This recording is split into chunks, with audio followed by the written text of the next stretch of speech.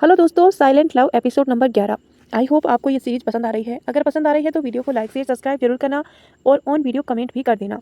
अस्ता बोला, मुझे क्या तुम बेवकूफ़ समझती हो? तुम्हें क्या लगता है मैं ऐसे ही इतने बड़े एम्पायर का ओनर हूँ? वो क्या है ना, हम लोग वो नहीं हैं जो तुम जैसे लोगों को उनकी असलियत दिखाएं, लेकिन हम तुम्हारी असलियत जानते जरूर हैं। तुम्हें क्या लगता है तुम मेरे दादाजी को इम्प्रेस करके मुझसे शादी कर लोगी और मेरी रियासत की महारानी बन बैठोगी? तुम हो क्या, मुझे बताओ। हाँ, ये सच है कि तुम्हारा स्टेटस बहुत बड़ा है। तुमसे कई अमीर लड़के शादी करना चाहते हैं, पर असल में तुम्हारा स्टेटस इतना गिरा हुआ है कि मैं तो तुमसे कभी शादी नहीं करूंगा। जो अपने बॉयफ्रेंड को दौलत के लिए छोड़ सकती है, अपने बच्चे को मरवा सकती है, वो लड़की आर्यन खानदान की बहू कभी नहीं बन सकती। और जो ये तुम हर किसी को बताती फिरती रहती हो कि मैं तुमसे शादी करने वाला हूँ, तो तुम्हें बता दूँ, मैं मर जाऊंगा लेकिन तुमसे शादी नहीं करूंगा। अस्ता बोला, और ये जो दादाजी का नाम लेकर तुम हम लोगों को परेशान करती रहती हो ना, तो फॉर यू काइंड इन्फॉर्मेशन, दादाजी अब नहीं चाहते कि मेरी शादी तुमसे हो। तो जो तुम मुंह उठाकर आर्यन प्लेस आती हो ना, दोबारा मत आना। अगर मुझे तुम कभी भी आर्यन प्लेस में दिखी तो मैं तुम्हें धक्के मार के घर के बाहर निकलवा दूंगा। मैं बिल्कुल भी देरी नहीं करूंगा। तुमने ये कैसे सोच लिया कि तुम मेरे लायक हो? कभी खुद को देखा है? मैं किसी भूतनी से शादी कर लूंगा, पर तुमसे नहीं। ये सुनकर चारविन डर से कांपने लगी। उसने कभी सोचा नहीं था कि अस्ता उसकी सच्चाई जानता है। ओरियन बोला, क्या तुम भूल गई हो बिग बॉस कौन है? वो इस शहर का सबसे पावरफुल और इंडिया के रिचेस्ट पर्सन है। चारविन को अब डर लगने लगा। वो अच्छे से जानती थी कि अस्तव कितना खतरनाक है। उसे उस लोग ऐसे ही डेविल नहीं कहते। अस्तव धोखे देने वालों को रातों रात गायब करवा देता था। उसके साथ क्या होता था ये कोई नहीं जानता। चारवी को जब डर लगने लगा कि अस्तव उसके साथ भी ऐसा कुछ ना करे, वो खुद को कोस रही थी कि वो ये बात कैसे भूल सकती थी कि अस्तव कितना पावरफुल और कितना बड़े एम्पायर का मालिक है। उसके उसके कितने बड़े बड़े कॉन्टेंट्स हैं। अस्तव बोला, अगली बार अगर तुम्हारी शक्ल देखने को मिली तो मैं बर्दाश्त नहीं करूंगा। So please get out. तुम लड़की हो इसीलिए छोड़ रहा हूँ, वरना जो मुझे धोखा देता है या धोखे देने की कोशिश करते हैं उसके साथ क्या होता है ये तुम्हें पता है। चारविन वहां से रोते हुए भाग गई। उसे ऐसे रोते हुए मिस्टर आर्यन की बीबी जियाना ने देख लिया और उसकी बेटी ने चेरना बोली, मम्मा चारविन को क्या हुआ? वो अस्तव के पास गई थी ना। जैना बोली, मुझे क्या पता, वैसे भी वो चारविन को बिल्कुल भी पसंद नहीं करता। क्या पता उसे उसकी इंसल्ट कर दी होगी। अगर चारविन ने हमारा काम करने से मना कर दिया तो हम कभी भी उस प्लेस में इंटर नहीं कर पाएंगे। तुम्हें नहीं पता कितनी मुश्किल से मैंने इस बेवकूफ़ लड़की को इस काम के लिए राजी करवाया था, ये कहकर कि अगर अस्तव से उसकी शादी हो जाती है तो वो रानी की तरह रहेगी। लेकिन ये रोते हुए कहीं जा रही है। फिर वो दोनों भी बाहर चली गई। चारविन घर चली गई थी। जैना और चेरना हैरान रह गई थी। जैना गुस्से में बोली, ये बेवकूफ़ लड़की कहाँ चली गई? चेरना बोली, मम्मा अब क्या करेंगे? जैना बोली, नहीं ऐसे नहीं हो सकता, हमें उस आलीशान प्लेस में घुसना ही होगा। चेरना बोली, बट मोम हमारे पास भी तो पैसा है, स्टेटस है, सब कुछ है। जैना उसके सिर को मारते हुए बोली, बेवकूफ़ लड़की, हमारे पास जो है तुम्हें लगता है वो काफ़ी है? उसके पास देखो कितना पैसा है, कितना पावर है। वो चाहे तो पूरी इंडिया को खरीद सकता है। उसका घर भी कितना लग्जरियस है। चेरना बोली, आई नो मम्मा, पर डैड ये कभी नहीं मानेंगे। हमारे पास सब कुछ है, उन्होंने हमें सब दिया है। जयाना बोली, दिया नहीं है, मैंने उसे ओमजा से छीना है। मैंने उस ओमजा से छीना है, समझी? तब जाकर तुम लोग ये ऐस आराम की ज़िंदगी जी रहे हो, वरना कहीं सड़क पर पड़े होते। आज तक तुषार को नहीं पता कि तुम उसकी बेटी हो ही नहीं। ये सुनकर जैना बोली, आई नो मम्मा, आप बार बार क्यों याद दिलाती हो? जैना बोली, तो तुम भी मुझे ये मत कहो मैंने ऐसी ऐस आराम की लाइफ के लिए क्या क्या नहीं किया, तुम नहीं जानती। अब चलो बाद में सोचते हैं इस चारविन शाह का क्या करना क्या है। और वापस अंदर आ गई। मिस्टर वशिष्ठ ने पार्टी एक बहुत बड़े प्रोजेक्ट के पूरे होने पर रखी थी और साथ ही अब वो बिजनेस की रिलेटिव होने वाले थे और उसके बिजनेस का वारिस उन्होंने अपने इकलौते बेटे अभय वशिष्ठ को अनाउंस कर दिया था। सब तालियां बजाने लगे। जैना चारनिया से बोली, तुम क्या चाहती हो कि तुम्हारे डैड अपना सब कुछ अपने बड़े बेटे को ऐसे ही दे दे और हम सब भीख मांगते फिरे? चरना इंटरेस्टिंग होते हुए बोली, मम्मा उसके पास पहले से ही इतना पैसा है, हम उनके पैरों की धूल के बराबर भी नहीं है। आप इतनी लालची कैसे हो सकती हैं? क्या आपको इतना पैसा भी कम पड़ रहा है? वो आपके भाई और डैड के पास चली गई। चेरना मन में ही मन अपनी माँ से नफरत करने लगी थी, क्योंकि उसी की वजह से आज वो एक सिंगल पर्सन बनकर रह गई थी। उसने उसके प्यार को उसे दूर कर दिया था और तो और बार बार ये याद दिलाती थी कि मिस्टर आर्यन उसके सगे पिता नहीं हैं, जबकि मिस्टर आर्यन उसे बहुत प्यार करते थे। वो हर चीज़ लाकर देते थे जो उसने मांगी थी। जेना हमेशा यही कहती थी कि जिस दिन मिस्टर आर्यन को ये बात पता चलेगी कि वो अपने बेटों के पास चले जाएंगे उन्हें छोड़कर। चेरना मन में बोली, मुझे ये समझने में बहुत देर हो गई है। आपकी वजह से मैंने अपना सब कुछ खो दिया और आज मेरी किस्मत इतनी ख़राब है कि आपकी वजह से मुझे लोगों के ताने सुनने पड़ते हैं, लेकिन आप बस पैसा पैसा करती रहती हैं। क्यों अपनी कब्र में भी पैसा लेकर जाएंगे क्या? ये तो सच था कि चेरना अपनी माँ से बहुत नफरत करती थी, पर वो दिखाती नहीं थी, वरना उसका गुस्सा देखकर तो जेना मर ही जाती। एक वक्त था जब चेरना ने अपनी माँ की बातों में आकर अस्तव को बहुत बुरी तरीके से एक गहरा जख्म दिया था। ये कुछ 8 साल पहले की बात है। उसने एक लड़की और अस्तव का नाम खराब करने की कोशिश की थी। वो लड़की कोई और नहीं बल्कि ओरम की बहन थी, जिसके साथ अस्तव ने नाजायज संबंध है, ये कहकर दोनों का नाम खराब कर दिया था। ओरम की बहन सिरपा, जिसकी शादी होने वाली थी, इस झूठी खबर के फैलते ही लड़के वालों ने रिश्ता तोड़ दिया और सिरपा को बहुत बुरा भला भी कहा था, यहाँ तक कि उसे कैरेक्टरलेस भी कहा था। सिर्पा बहुत मासूम और इनोसेंट लड़की थी। अस्तव और उसके बीच भाई बहन का रिश्ता था। वो ये बात सहन नहीं कर पाई और उसे अपने घर की छत से कूदकर जान दे दी। सभी को इस बात से बहुत गहरा सदमा पहुंचा था। उस वक्त अस्तव अपनी कामयाबी के 7वें आसमान को छू रहा था। इस वाक़ये से उसकी बिजनेस पर भी बहुत इफेक्ट पड़ा था। वो सिर्पा को अपनी सगी बहन से भी ज़्यादा प्यार करता था। अस्तव उस टाइम डिप्रेशन में चला गया था और 1 महीने तक अपने रूम में ही लोग था। हालांकि इन्वेस्टिगेशन में सारा मामला समझ आ गया था और जल्द ही असली न्यूज़ भी दुनिया के सामने आ गई थी। तब से ही अस्तव चेरना से बेहताश नफरत करता था। यह नहीं, आर्यन फैमिली के सभी लोग उन सब के बेहताश नफरत करते थे। आखिर उन्होंने एक मासूम लड़की की जान ली थी जो उसकी बहन थी। ये बात सबको पता थी कि ये सब चेरना ने किया है, लेकिन दुनिया के सामने इस बात को छुपाया गया था। दादाजी इतने भी पत्थर दिल नहीं थे कि वो उन लोगों के साथ भी वैसा ही करते जैसे कि वो किसी और के साथ करते। अगर कोई अस्तव को दुख देता, अस्तव को रिस्टिकेशन करता होने में बहुत टाइम लगता था। चेरना को बहुत बाद में अपनी गलती का एहसास हुआ। तब तक बहुत देर हो चुकी थी। हालांकि पहले आर्यन फैमिली चेरना और रयान से नफरत नहीं करती थी, पर उसका इंडिशन के बाद, उस एक्सीडेंट के बाद उसे भी नफरत होने लगी थी। और अब तो ऐसा हो गया था कि अगर वो लोग उसके सामने अपनी जान भी दे दें तो उन्हें कोई फर्क नहीं पड़ने वाला था। अस्तव और बाकी सबके जाने के लिए मिस्टर वशिष्ठ ने परमिशन मांगी। मिस्टर वशिष्ठ अस्तव को छेड़ते हुए बोले, अच्छा, अब तुम्हारी शादी हो गई है, इसीलिए तुम पार्टी में और रुकना नहीं चाहते? आखिर हम मर्द शादी होने के बाद बदल ही जाता है। यह सुनकर अस्तव का मुंह बन गया और वो कुछ नहीं बोला। आदि बोला, अरे अंकल, ऐसा नहीं है। दरअसल कल हमें एक बहुत ही इंपॉर्टेंट मीटिंग करनी है और कल भाई की सुबह सुबह ही बहुत बिजी रहेंगे। उसके पास तो सांसें लेने के लिए भी फुर्सत नहीं है। आप शादी का नाम लेकर मेरे भाई को छेड़ नहीं सकते। मिस्टर वशिष्ठ हंसते हुए बोले, बेटा आदि, कितना भी बिजी क्यों ना हो, अपनी बीवी के लिए कहीं ना कहीं से टाइम निकाल ही लेता है। अब्रम बोला, आपको गलतफहमी है अंकल। भाभी को यूनिवर्सिटी जाना पड़ता है, टाइम ही नहीं मिलेगा। मिस्टर वशिष्ठ उसे घूरकर देखने लगे। वो उसे ऐसे देख रहे थे जैसे अब्रम को कोई बहुत बड़ा बेवकूफ़ हो। अब्रम बोला, आप मुझे ऐसे क्यों देख रहे हैं? मैंने कुछ गलत कर दिया क्या? मिस्टर वशिष्ठ बोले, बेटा तुम्हारी गर्लफ्रेंड है? अब्रम बोला, नहीं अंकल। क्यों? मिस्टर वशिष्ठ उसके कंधे को थपथपाते हुए बोले, तब तुम नहीं समझ सकते, जब तक तुम्हारी शादी नहीं हो जाती या फिर कोई लड़की नहीं पटा लेते तुम नहीं समझोगे। ये सुनकर सब लोग हंस पड़े। बेचारा अब्रम मुंह बनाता रह गया। मिस्टर वशिष्ठ बोले, अब देखो भाई, तुम लोगों में से सब अखंड सिंगल आदमी की शादी हो गई। तुम लोगों में से सबसे अखंड सिंगल आदमी की शादी हो गई। अब ये बताओ, इसके बाद किसकी किसकी बारी है? यह सुनकर सब लोग एक दूसरे का मुंह देखने लगे। आदि बोला, मैं तो चाचा बनने के बाद ही शादी करूंगा, क्योंकि अभी तो मैं बच्चा हूँ। मिस्टर वशिष्ठ बोले, मैंने तुमसे नहीं पूछा बेटा, मुझे पता है तुम बच्चे हो। यह सुनकर आदि उन्हें घूरकर देखने लगा। मिस्टर वशिष्ठ सेल्वन को देखने लगे। सेल्वन उसको देखकर एक पल के लिए सक पका गया और बोला, आप मुझे ऐसे क्यों देख रहे हैं? मिस्टर वशिष्ठ बोले, तुम कब शादी कर रहे हो? सेल्वन ने यह सुनकर शॉक्ड रह गया और बोला, आप ऐसे क्यों पूछ रहे हैं? मिस्टर वशिष्ठ कुछ नहीं बोला और हंस पड़ा। अब्रम बोला, अंकल अब हम चलते हैं। एक दिन हम आपके घर डिनर पर आएंगे और अस्तव की तरफ से हम वादा करते हैं कि आप उनकी वाइफ से जरूर मिलेंगे, और वो भी बहुत जल्द। अस्तव उसे घूर कर देखने लगा। अब्रम धीरे से बोला, देख यार, तुम्हारी शादी हो गई है, फिर भी तुम्हारी इतनी खिंचाई हो रही है। हम लोग तो सिंगल लोग हैं, तुमसे ज़्यादा हमारी बेइज्जती हो रही है। तुम क्या यही चाहते हो? मिस्टर वशिष्ठ घुमा फिराकर हमारी बेइज्जती ही कर रहे हैं। अस्तव बोला, हाँ।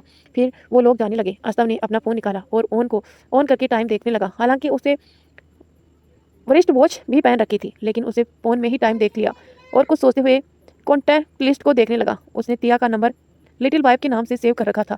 अगर ये उसके दोस्त और उसके भाई देख लेते तो वो लोग यकीन नहीं कर पाते कि अस्तव कब से इतना रोमांटिक हो गया था। अस्तव अपने फ़ोन की स्क्रीन को देखते हुए चल रहा था और बाकी लोग एक दूसरे के साथ बात कर रहे हुए। आदि ने ओरियन का हाथ पकड़ रखा था। ओरियन बार बार उसका हाथ झटक रहा था। आदि बोला, तुम मेरा बार बार हाथ क्यों झटक रहे हो? तुम्हारा हाथ ही तो पकड़ रहा हूँ। ओरियन बोला, हम लोग लड़के नहीं हैं, लड़के हैं। अगर तुम ऐसे ही करोगे तो लोग हम दोनों को गलत समझेंगे। आदि उसे लिपट गया। ये देखकर ओरियन ने अपना सिर पीट लिया। ओरियन और मिराज कल के शेड्यूल के बारे में डिस्कशन कर रहे थे। आखिर क्या है जयाना की साजिश? क्या आर्यन परिवार बच पाएगा जयाना के इस खतरनाक खेल से? क्या अस्तव अपने और तिया के रिश्ते को इस मुसीबत से पार लगा ले जाएगा? ये सब जानने से पहले आप वीडियो को लाइक, शेयर और सब्सक्राइब कर लीजिए और नोटिफिकेशन ऑन कर लीजिए, ताकि जब भी हम वीडियो डालें तुरंत नोटिफिकेशन मिले। प्लीज़ दोस्तों, कमेंट जरूर करना आपको स्टोरी कैसी लगती है। सब लोग आपस में मस्त थे। तभी अचानक से अस्तव से कोई टकराया। वो कोई और नहीं, अस्तव के डैड थे। अस्तव, सॉरी कह ही रहा था कि उसे उन्हें देखा और चुप हो गया। सभी ने उन्हें देखा। सब अजीब तरीके से मिस्टर आर्यन को घूर रहे थे। आदि गुस्से में कांप रहा था। ओरियन, जिसका हाथ आदि ने पकड़ रखा था, वो उसके गुस्से को महसूस कर रहा था। ओरियन ने आदि को संभाला और धीरे से बोला, कंट्रोल योरसेल्फ, यहाँ हम कोई तमाशा नहीं कर सकते, बिग बॉस है ना। पर आदि, जिसका दिल बचपन से ही उसके पिता की वजह से बुरी तरह से टूट गया था, वो अभी तक संभला नहीं था। पर आदि प्योर और सॉफ्ट हार्टलेस पर्सन था और फैमिली में सबसे ज़्यादा उसे ही प्यार किया जाता था, क्योंकि उसे अब भी प्यार की ज़रूरत थी। भले ही वो एक काबिल विल पर्सन था, पर उसका दिल बहुत ही सॉफ्ट था और मिस्टर आर्यन उसके दिल के एक कांटे की तरह थे। जो भी वो उसके सामने आते थे, उन्हें मिस्टर आर्यन के देव वो कभी नहीं भूलने वाले जख्म याद आ जाते थे। उसकी माँ की मौत के जिम्मेदार उसके पिता थे। उसके पिता ने पूरा परिवार की तकलीफ और दर्द ही दिया था। आदि के कोमल मन पर इसका बुरा इम्पैक्ट पड़ा था, क्योंकि वो अपने पिता से बहुत प्यार करता था। मिस्टर आर्यन ने जो किया, उसके बाद उसका दिल टूट गया। उसकी वजह से वो बेघर हो गए थे। अस्तव के कंधों पर छोटी एज में ही बड़ी जिम्मेदारी का बोझ आ गया था। वो जब भी मिस्टर आर्यन को देखता पैनिक हो जाता। मिस्टर आर्यन वो कांटे थे जिसे आदि के दिल से निकालने बहुत मुश्किल था। जब जब वो सामने आते, उसके दिल के घाव हरे हो जाते। अस्तव ने अपने फ़ोन को देखा और बोला, दादाजी हमारा वेट कर रहे होंगे, चलो यहाँ खड़े क्यों हो। तो सब होश में आए और सब अस्तव के पीछे पीछे मिस्टर आर्यन को इग्नोर करते हुए चले गए। जैना जल्दी से मिस्टर आर्यन के पास आई और बोली, देखिए वो लोग आपकी इज्जत भी नहीं दे सकते। हमें पसंद नहीं करते तो ना करें, आपको तो रिस्पेक्ट दे सकते हैं ना, आखिर आप उनके पापा हैं। जैना मन भी बोली, ओ गॉड मॉम, क्या चाहती हैं। कि वो अपनी बाहें फैलाकर बोले, डैड आपने जो भी किया सही किया, हे भगवान। और रयाना को देखने लगी जो बहुत सैड लग रही थी। जैना बोली, आर यू ओके। रयान ने एक गहरी सांस ली और बोला, मॉम आखिर चाहती क्या है, बार बार डैड को इतनी तकलीफ क्यों देती हैं और डैड सहते क्यों रहते हैं। चारना कुछ नहीं बोली। वो अंदर ही अंदर बहुत दर्द महसूस कर पा रही थी। चारना को अचानक एम्बेरसमेंट पार्क वाला किस्सा याद आया, जब वो अपने बेटे के साथ वहाँ गई थी। अस्तव को और बाकी सब भी गए थे और एक लड़की भी साथ में थी। और तो और अस्तव उस लड़की पर बहुत प्यार बरसा रहा था। वो सोचने लगी, वो लड़की कौन हो सकती है, क्योंकि अस्तव हमेशा से लड़कियों से दूर रहता है और ज़्यादा से ज़्यादा उनकी 2 बहनें ही उसके करीब थी। वो मन में बोली, क्या वो लड़की उसकी गर्लफ्रेंड थी या फिर उसके किसी दोस्त की बहन।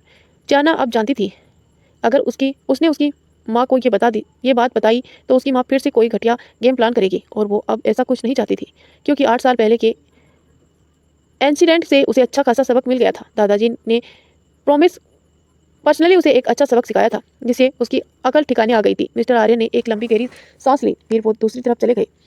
जैना ये देखकर हैरान थी, वरना मिस्टर आर्यन उसकी हर बात मानते थे, लेकिन कुछ दिनों से वो उसकी काफ़ी बदलाव देख पा रही थी। वो मन में बोली, आखिर हो क्या रहा है। तुषार ने मेरी बातों पर रिएक्ट नहीं किया, हाउ इज़ दिस पॉसिबल। वो गुस्से में दांत पीसने लगी। ये उसके अहम के गाल पर एक जोरदार तमाचे की तरह था।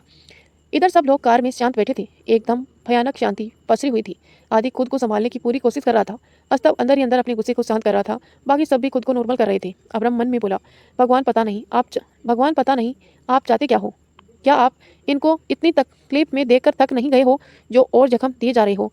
हम सब फील कर सकते हैं कि दोनों भाई कितनी तकलीफ में हैं। आप उनके साथ कुछ अच्छा कर ही नहीं रहे हो। आप मिस्टर आर्यन को टपका क्यों नहीं देते, सारी मुसीबत ही खत्म। वो मन ही मन मिस्टर आर्यन, उसकी वाइफ और उसके बच्चों को हजारों गालियां दे रहा था, क्योंकि वो अस्तव का बचपन का दोस्त था। हालांकि वो अस्तव से 2 साल छोटा था, पर उसका बेस्ट फ्रेंड था। वो अस्तव की तकलीफ में देख नहीं सकता था। वो हमेशा ही यही दुआ करता था कि मिस्टर आर्यन हमेशा हमेशा के लिए इस दुनिया से चले जाएं। अब्रम कभी नहीं चाहता था कि अस्तव तकलीफ में रहे, लेकिन जब भी मिस्टर आर्यन का जिक्र होता या वो उसके सामने आ जाते, तो अस्तव बहुत तकलीफ में रहता था। अब्रम का मन करता था कि वो पर्सनली मिस्टर आर्यन से पूछ ले, उन्हें क्या मजा आता है जो बार बार उनके सामने आ जाते हैं। आखिर दादाजी ने उन्हें सारी दौलत तो दे दी थी ना, भले ही वो कैसे भी करके अपनी ज़िंदगी गुजार रहे थे। और अब आज जब वो रिच हैं, तो क्यों बार बार सामने आकर उनको तकलीफ पहुंचाते हैं। उनका मन करता था कि सबको एक बार किसी रॉकेट में बांधकर किसी दूसरे ग्रह पर पहुंचा दे। वो लोग आर्यन प्लेस पहुंचे। आदि काफ़ी हद तक खुद को संभाल चुका था। अस्तव बाहर से बहुत शांत लग रहा था, पर अंदर से ठीक नहीं था। वो सीधा कार से निकलकर अंदर चला गया। बाकी सब भी उसके पीछे पीछे घर अंदर चले गए। अस्तव जब भी परेशान होता था तो वो टेरिस पर चला जाता था, लेकिन आज उसे टेरिस पर भी शांति नहीं मिल पा रही थी। बहुत देर तक वहाँ रहने के बाद वो अपने रूम में आया।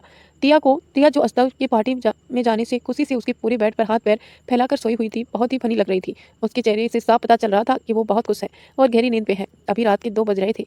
उसने देखा कि इतने बड़े किंग साइज बेड में उसकी क्यूट सी वाइफ अकेली सोई हुई है और इधर उधर 2 बड़े बड़े टेडी बियर को झुला रखा है। अचानक ही उसे हंसी आ गई और उसके अंदर का गुस्सा भी शांत हो गया। वो मन में बोला, क्या इसे मेरे ना होने में बहुत खुशी होती है। और उसके पास गया। तिया के चेहरे पर उसके बाल बिखरे हुए थे। अस्तव उन्हें हटाने लगा तो तिया नींद में ही कसमकसाते हुए दूसरी तरफ करवट लेकर सो गई और उसी बिस्तर पर एक और इंसान के सोने के लिए जगह बन गई। अस्तव ने अपने लॉन्ग कोट और शूज निकाले और रख दिए और अपनी टाई भी और अपनी शर्ट के 2 बटन खोले और स्लीव को भी फोल्ड कर लिया और शो तो उसे पहले ही निकाल दिए थे। अस्तव तिया के बगल में लेट गया। तभी तिया ने उसकी तरफ करवट ली और उसके चेस्ट पर अपना सिर रख दिया और उसकी कमर को कसते हुए वो नींद में बड़बड़ा रही थी। रोकी, पता है आज बहुत दिनों बाद मैं अकेली बेड पर सो रही हूँ, कितनी शांति है। और मुस्कुराने लगी। अस्तव ने अपनी साइड पर रखे टेडी बियर को देखा जिसका नाम तिया ने रोकी रखा था। अस्तव को एक बात अच्छे से पता चल गई थी कि तिया नींद में बड़बड़ाती रहती है। वो सोचने लगता है, इसका क्या मतलब है, मेरे ना होने से इसे अच्छी नींद आती है और मेरे रहने से क्या जागती रहती है। लेकिन ऐसा हुआ तो कभी नहीं। तिया फिर बोली, काश तुम बोल पाते, उनके रहते तुम बोल ही नहीं पाते। वो बस अपनी मनमानी करते हैं और मुझसे हर बात मनवाते हैं, मेरी जॉब छुड़वाती। अब मैं कहाँ से उनका कर्ज चुकाऊंगी। मैं तो कंगाल हो गई। और नींद में ही अस्तव के पेट को पीटने लगी। अस्तव ने अपनी आंखें बंद कर ली और उसका हाथ पकड़ लिया। तिया अब भी नींद में थी और वो रोकी का पेट समझकर अस्तव को मार रही थी। अस्तव मन में बोला, बेकार में ही इसे ट्रेनिंग करने को कहा, मुझे क्या पता था कि वो ये मुझे ही पीटने लगेगी। तिया फिर बोली, अरे वाह रोकी, तुमने मेरा हाथ पकड़ लिया। और नींद में ही अस्तव के सीने को किस कर लिया और अपना हाथ चढ़ाकर रोकी का सिर समझकर अस्तव के गले को थपथपाने लगी और बोली, तुम भी सो जाओ। अस्तव ये देखकर हैरान था कि वो अब भी उसकी टेडी बियर समझ रही है। अस्तव ने कुछ नहीं कहा किया और अपनी आंखें बंद कर ली। सुबह के 5 बजे ना तिया उठी और ना ही अस्तव। आज दोनों ही सो रहे थे पर खिड़की की तरफ से चिड़ियों की चहचह सुनाई दे रही थी। तिया अस्तव के सीने में अपना सिर छुपाने लगी। अस्तव भी उठने के मूड में बिल्कुल नहीं था। उसे नींद भी आ रही थी और उसने तिया को कसकर पकड़ रखा था। वो उसके साथ दूसरी तरफ पलटा जिसकी वजह से तिया को कुछ अजीब फील हुआ। वो अपनी आंखें खोलने पर मजबूर हो गई। आंखें खोलते ही उसे अपने हैंडसम पति को हैंडसम हैंडसम फेस दिखा। फिलहाल वो सपना समझकर आंखें बंद करके सो गई। लेकिन अचानक से दोबारा आंखें खोलकर देखा तो उसे अस्तव दिखाई दिया। उसने अस्तव की कमर पर जोर से चोटी काटी। अस्तव चिल्लाते हुए उठा और बोला, क्या कर रही हो। तिया बोली, सच में आप कब आए। अस्तव वापस बेड पर लेट गया और तिया को अपने ऊपर लिटाया। उसने तिया के सिर को केयरफुली अपने शोल्डर पर रखा। तिया बहुत ही कन्फ्यूजन थी कि अस्तव कर क्या रहा है, पर उसे कुछ नहीं पूछा और चुपचाप लेट गई। अस्तव बोला, 30 मिनट मेरे साथ सो जाओ। तिया उसे हैरान होकर देखने लगी। उसे समझ नहीं आ रहा था कि अस्तव करना क्या चाहता है, पर उसे कुछ नहीं कहा। यह भी नहीं कहा कि उसे कॉलेज जाना है। वो बस अपने दिमाग में अलग अलग अंदाजे लगा रही थी और अपनी अंगुलियों को गिन रही थी। अस्तव सो चुका था पर तिया की नींद उड़ गई थी। अस्तव ने तिया की कमर को टाइटली पकड़ रखा था। तिया जब अपनी अंगुलियों को गिनते बोर हो गई तो वो अस्तव के चेहरे पर अपनी अंगुलियां फिराने लगी।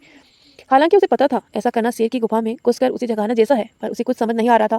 ऐसा कहा जा सकता है कि उसकी अकल घास चरने गई थी। वो उसके चेहरे, उसकी गर्दन, उसके सीने पर अपनी अंगुलियां चलाने लगी। उसे बड़ा मजा आ रहा था। अस्तव बेफिक्र होकर सो रहा था। ऐसा नहीं था कि उसे नहीं पता था कि तिया क्या कर रही है, पर उसे अच्छा लग रहा था। तिया अस्तव के फेस को एक जौहरी की तरह ध्यान से देखने लगी, जैसे अस्तव कोई हीरा है।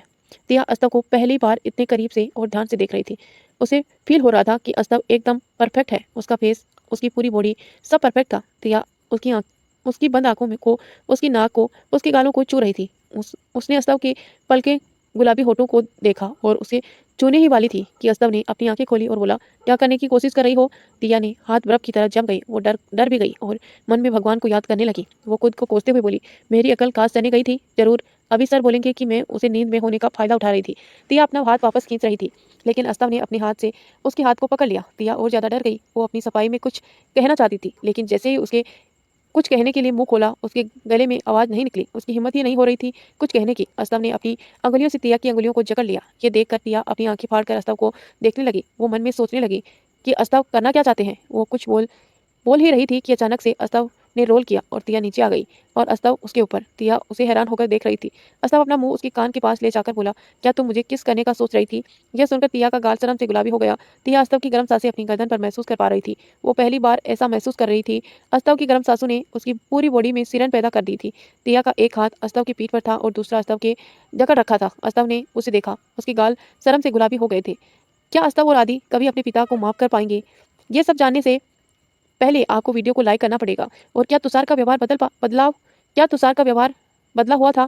क्या अस्तव और तिया एक हो जाएंगे या फिर कोई नई मुसीबत उसकी बीच दीवार बनकर खड़ी हो जाएगी। ये सब जानेंगे हम थोड़ी देर में। उससे पहले आप वीडियो को लाइक कर दीजिए।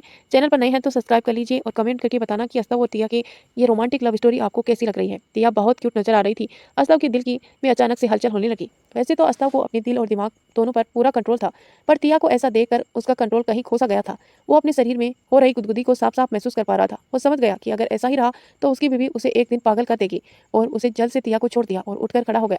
तिया उसके ऐसा करने से हैरान थी, पर वो भी अभी जल्दी से उठ गई और एम्बेरसमेंट से बचने के लिए वो अपने दोनों टेडी बियर को देखने लगी। अस्तव बोला, तुम आज कॉलेज नहीं जा रही हो? तुम्हें आज किसी की पेंटिंग बनानी है। तो ये सुनकर तिया ने उसे सिर उठाकर देखा तो अस्तव बोला, कोई प्रॉब्लम? तिया ने नामी सिर हिला दिया। फिर अस्तव बाथरूम में चला गया और दरवाजा बंद करके खुद पर काबू पाने की कोशिश करने लगा। तिया भी खुद को नॉर्मल करने की पूरी कोशिश कर रही थी। वो खुद से बोली, व्हाट आर यू डूइंग?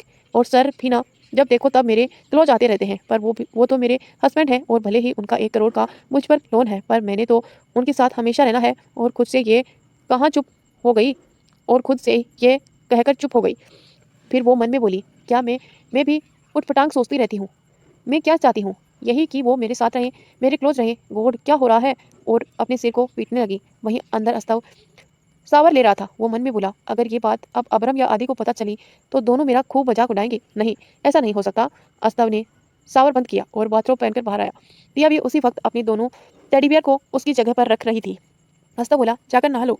इतना कहकर कहते ही तिया ऐसे बाथरूम में घुस गई कि अगर थोड़ी देर हो गई तो बिजली चली जाएगी। अस्तव उसे देखता रह गया और फिर उसने जोर से अपना सिर झटका और क्लोसेट रूम में चला गया। वो दो क्लोसेट रूम थे। उसमें तिया के लिए कपड़े निकाले और बेड पर रख दिए और अपने क्लोसेट रूम में चला गया।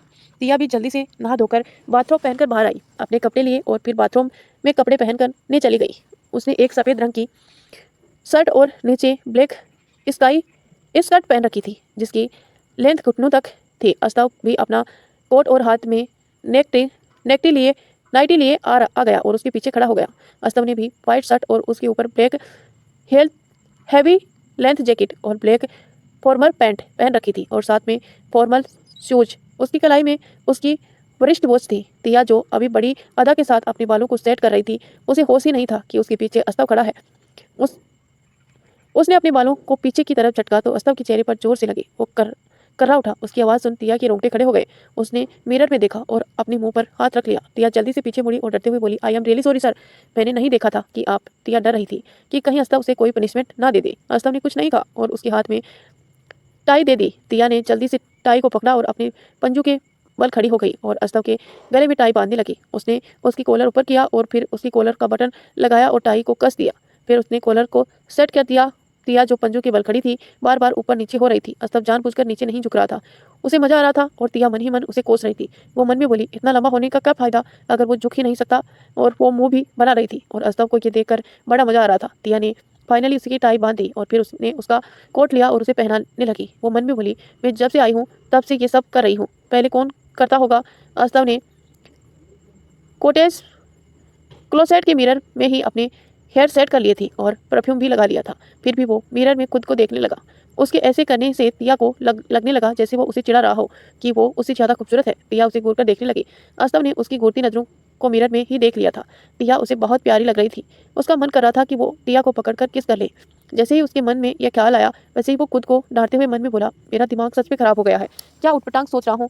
और तिया को इग्नोर करके चला गया। तिया ये देखकर बहुत चिढ़ महसूस कर रही थी। वो मन में बोली, सर, और उसके पीछे पीछे गई। सब लोग उसी वक्त ब्रेकफास्ट के लिए आ रहे थे। तिया के फेस पर इतना गुस्सा देखकर वो लोग कभी अस्तव को देखते तो कभी तिया को। अस्तव तो हमेशा की तरह शांत था, पर उसकी आंखों में आज एक शरारत थी। अब्रम बोला, अब इस आदमी ने क्या किया जो ये आज नेगेटिव मूड में लग रही है। तो आदि बोला, तो क्या मैं चाचा बनने वाला हूँ। तो सब उसे देखने लगे क्योंकि वो बहुत जोर से बोला था। दादाजी भी उसे देखने लगे। फिर वो भी उम्मीद भरी नज़रों से अस्तव और तिया को देखने लगे, जो हैरान होकर आदि को देख रहे थे। अस्तव ने जब दादाजी को देखा तो वो मन में बोला, ये आदि का बच्चा भी ना, जब देखो उसे चाचा बनने की पड़ी रही है।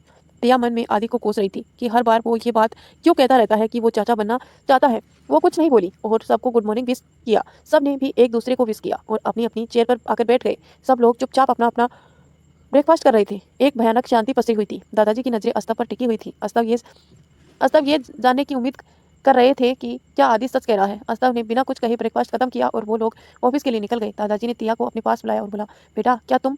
तो बीच में ही तिया बोली, ऐसा कुछ नहीं है दादाजी, आदि भैया तो ऐसे ही बोल रहे थे। आपको तो पता है कि वो हर बात पर यह डिमांड करते हैं। तो दादाजी बोले, क्या मेरी निकम्बा पोता इतना निकम्बा है कि वो तुमसे दूर रहता है।